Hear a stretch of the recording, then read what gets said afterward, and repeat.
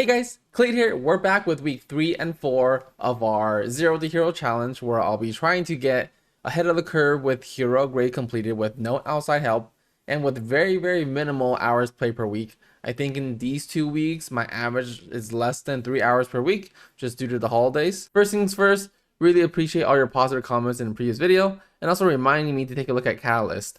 I actually did have 4 Catalyst charges, so you could technically get 4 pieces here super quickly if you can get season 3 gear to drop, either getting lucky or getting carried through Mythic Plus.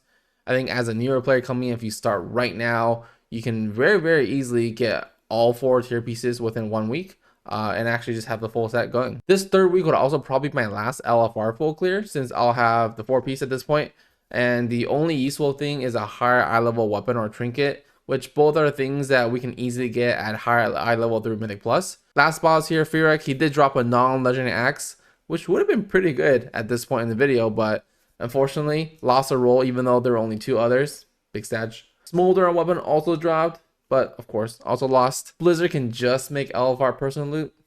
Would be great. I did get one thing, at least. I did get a helmet from Council of Dreams, which I was able to use to craft a tier, so that was cool. Which leads me to my next day as I head into my very first Mythic Plus of the season. This week would have been difficult for me just to get groups into, because my own key is only a +2 and I don't really have time to push it up, and I don't really want to do just a +2 key, so I had to rely on getting invites into other groups. Luckily I got invited into an Atoll Desire 7 relatively quickly actually. Thought this would be an easy enough level, but quickly realized that I might be on a sales run and clear, because there was one DPS that was doing relatively good damage. So the dungeon itself was like riding a bike. Mechanics kind of really came back to me, just like I was in BFA. I think I actually did a lot more Mythic Plus in BFA too. I did forget if Razan would not target you for the chase down if you're standing closest to him or not, but YOLO. I can hopefully always hero leap anyways. And yeah, right here, always fun to pull aggro and die, just like old times. Though it was my fault there. It was too juicy to not just hit all the targets Odin's Fury. Okay, the weekly mechanic, these guys that are kind of shouting, I have no idea what it does. And I think this is one of the ones where warriors can't interact with the mechanic at all. If that's the case, that's really cool, Blizzard. Feel very impactful here. The second boss here was fun because I expected other players to kind of know what to do here. But maybe they were all returned to the game just like me. But the Demon Hunter just absolutely blasted his totem. Then he came in to kill mine instead of helping the higher HP one. So then we just got into a constant state of totems dying too early until we wiped. I think we probably killed like 10 totems here. But yeah. Also, do healers not have mass res anymore? Single resing here is a choice. Then we try to do some planning with chat. Demon Hunter tries to assign us totems with me taking left, Demon Hunter taking back, and Hunter taking right. You know, I would think it's you walk in the room and that's the orientation, but that wasn't the case. When the tank pulls, the Demon Hunter starts hitting right, and the Hunter is still running around his mount and then starts hitting the same totem as me. And you know what? Looking back at this clip now, I actually think his pet wasn't alive until the totems were dead, because I don't see anything. Interesting way to play Beastmaster. The game has changed a lot in the last year, for sure. Last 2 bosses, not sure why I have to grab the ball there. Too shiny for me to avoid there. And all the memories here on Yasma. Not stacking on it feels bad even years later. I figured that I might as well try to get 4 Mythic Plus done, and Dark Heart I think was next. I just want to include this clip of me being completely useless and forgetting how to get around this tree. Also, this isn't just for this dungeon or the previous ones, but a lot of the Mythic Plus runs, the tank seems to out DPS the DPS a lot. So maybe the Hunter before wasn't doing so bad and mobs just die too fast in these lower keys. I was, however, able to get invited into a +10 Everblood, so that was cool. It's a pretty good, nice boost to one of my slots for the weekly vault at this point in gearing. Same thing here though. Tanks were out DPSing other DPS like crazy.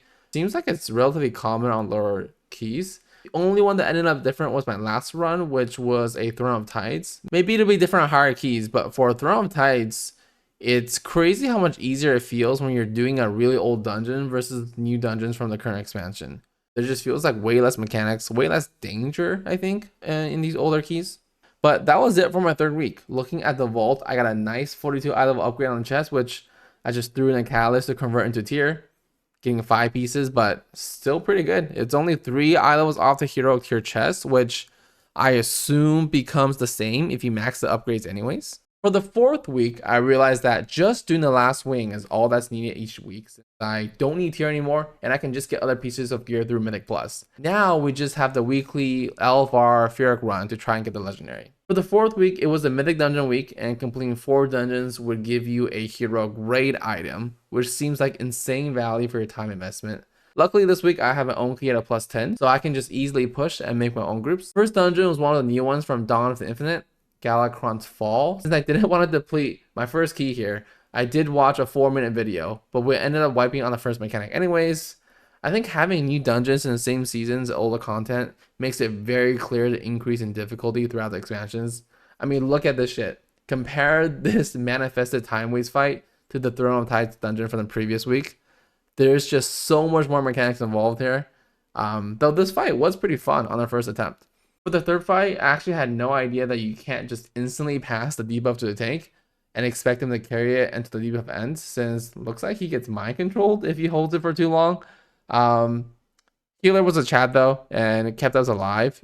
And even with the earlier wipes and it being our first time, still managed to plus 3 it, and it wasn't even close. To close out the 4 dungeons, I did Dark Heart Thicket, Throne of Ties, and Wakecrest Manor. I realized that there seems to be a gap in players if you try to go between the 10 and 20 range.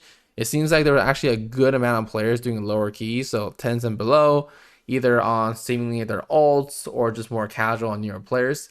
And people that are more serious are probably running 20s or higher. Seems like it gets pretty bloated this season, but there were very, very few players when I actually tried to do a 16 key. That's like me putting the key up and seeing who applied. So I just lowered the remaining keys all back down to 10. And after all that effort of doing 4 Mythic Plus, what do we get? A ring. Not just any ring, but one that somehow sims worse than my current ring that's 51 eye levels below it. Big sag. But it's okay. Not only do we have this loot, we also have the weekly vault. And I did 4 dungeons all at plus 10 or higher, so we should be good. So let's see what's in the vaults and the rings. Well, thanks for checking the video, guys. Subscribe to see more. See ya.